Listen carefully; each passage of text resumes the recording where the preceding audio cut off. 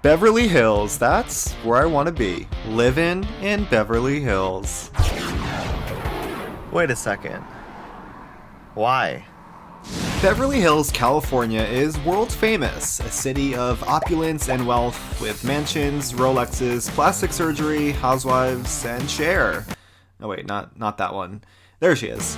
But it begs the question, why do we view Beverly Hills with such aspiration and worship? Is it actually glamorous and somewhere we'd all want to live, or just for TV? And what does that say about our culture? Well, here's the reality.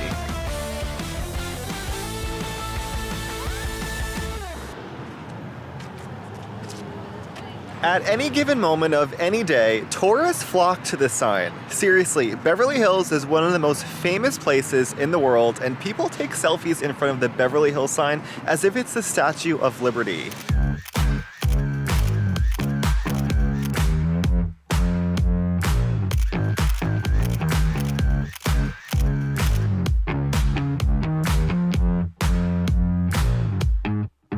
The only difference is, the Statue of Liberty has a way different significance than a wealthy suburban neighborhood. Reporting live with me and Lady Liberty.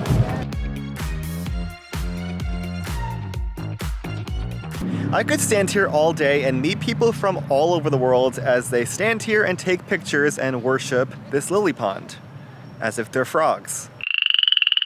I even just caught people taking a picture in front of the fire truck, because it says Beverly Hills on it.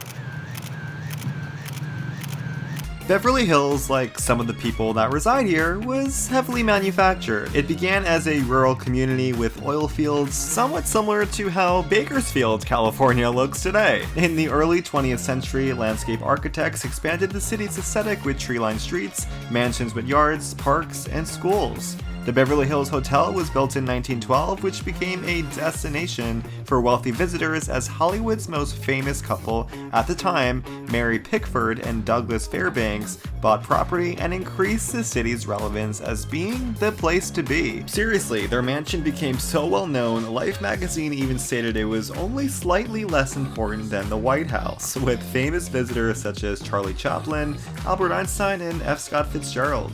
And at the end of the 20th century, Beverly Hills remained relevant with TV shows and classic films such as, yep, you already know it, CLUELESS. With their Dr. Seuss-looking outfits, CLUELESS maintained the fantasy of Beverly Hills being a place out of reach for the average person.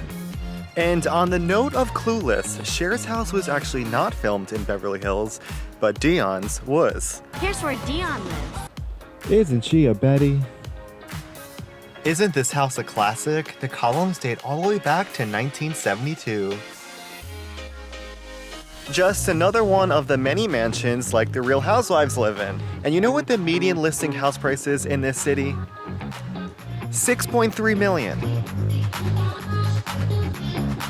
Everything is so carefully manicured and landscaped, it kind of looks like a picture book. I swear, there are landscapers at every home. They must jump from one to the next.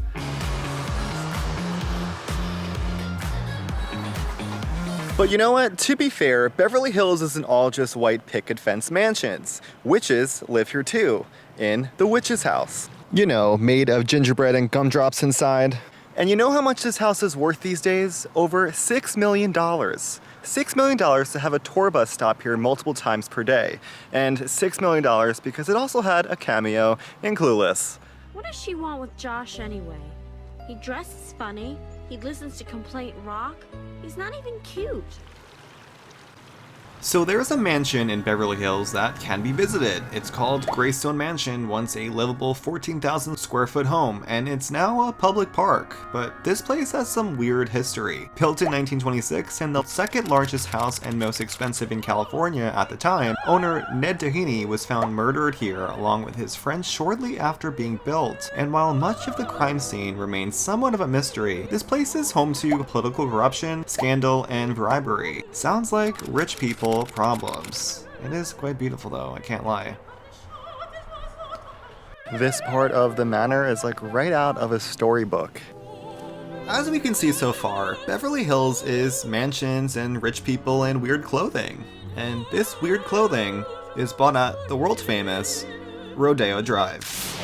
So, Beverly Hills is interesting. People must think that Angelinos come here every weekend to go shopping on Rodeo Drive. I mean, why wouldn't we? It's outdoors in the sun, manicured, and where Julia Roberts had her big shopping spree in Pretty Woman. But personally, I never wake up on a Saturday morning and go, ooh, I want to go shopping on Rodeo Drive. Why? Because you either have to be super rich to shop here in some of the world's most famous brands, or you're a tourist here to take photos of the luxury cars and Rolex store. So no, I personally can't tell you one person I know who shops on Rodeo Drive. Or maybe I'm just poor. Poor that I thought this was the Panera Bread sign. Well, look who it is. Miss Kardashian. And me. In fact, the House of Bijan store here on Rodeo is famously known as the most expensive menswear store in the world. So expensive that it's literally appointment only, so I can't even just walk in and browse. And I don't want 3 sales reps watching me like a hawk waiting for me to buy a $25,000 suit. Or, more notoriously, a $1,000 tie. But of course they can't resist to put a House of Bijan branded Rolls Royce outside the store, attracting people in Balenciaga sweaters. Is there really no H&M here on Rodeo? The way this lady holding her Montclair didn't hold the door for me. R.I.P. Villa Blanca. You had a good run on Vanderpump Rules. But for some reason, the Shake Shack looks quite out of place.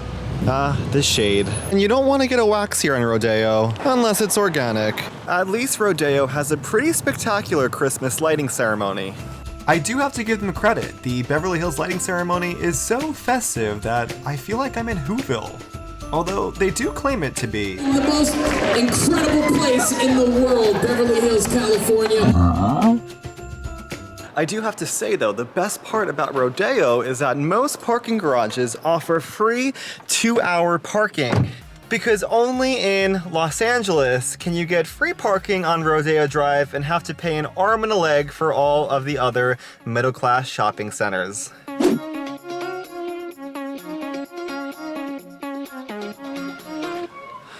Okay, so you know what? Maybe I'm not giving Beverly Hills enough love. I mean, listen, it is a beautiful part of LA County. But is it, dare I say, boring? Well, that's debatable. Beverly Hills does have some great coffee shops, restaurants, and a Sprinkles cupcake ATM.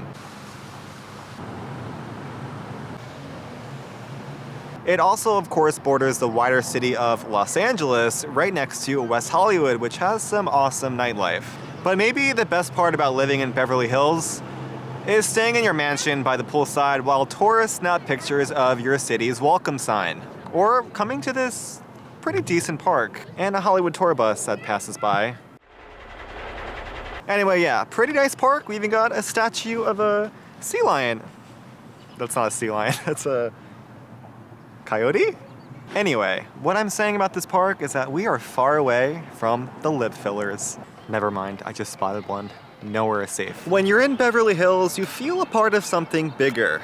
An aspiration for a lifestyle with a Rolls Royce in your 14,000 square foot mansion. And obviously, to grow up here must be quite a privilege, as we've seen in the wealth-obsessed teen drama 90210. But it raises an important question about our society. Are we really all that obsessed with wealth and materialism that we bow down to places like this? Because Beverly Hills is like an Instagram post. It's a high-class aesthetic with fancy filters and photo editing, when in reality, it's just another semi-suburban neighborhood.